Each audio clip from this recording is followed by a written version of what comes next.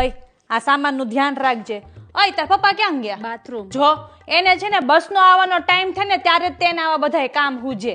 એ તારી સાલ ઓઢવાની બહાર લઈ લીધી ને, હા તો બસ તો બાકી બધો સામાન છે ને આ બેગમાં મૂકી દે, વિમલના ઠેલામાં. કંઈક જોતું હોય ને તો આમાંથી તરત કાઢી લેજે. મને છે ને તારા પપ્પાની તો જરાય ચિંતા નથી. ઈ મોડા આવે ને તોય મને કઈ વાંધો નથી, પણ તારા પપ્પા પાસે છે ને આ બસની બધી ટિકિટો છે.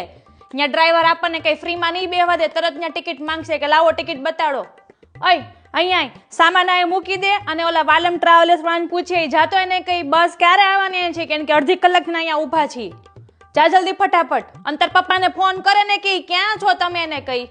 ઓય અહીંયા આ વિમલના ઠેલામાં છે ને નાસ્તો ને એવું બધું મૂક્યું છે, તો આ પગની નીચે મૂકજો. અને આ કાળો ઠેલો છે ને આની અંદર પૈસા છે, તો સૂતી વખતે છે ને માથાની નીચે મૂકી દેજે હો. હા અને આમ જો સ્ટોપ આવે ને તો 10 મિનિટ પહેલા છે ને બધો સામાન આગળ લઈને ઊભો રહેજે. તાર પપ્પા ઉપર ભરોસો ના રાખતો, ઈ તો ડ્રાઈવર જોડે છે ને ઘૂઘું ઘૂઘું કરવામાંથી ને ઊંચા નહીં આવે.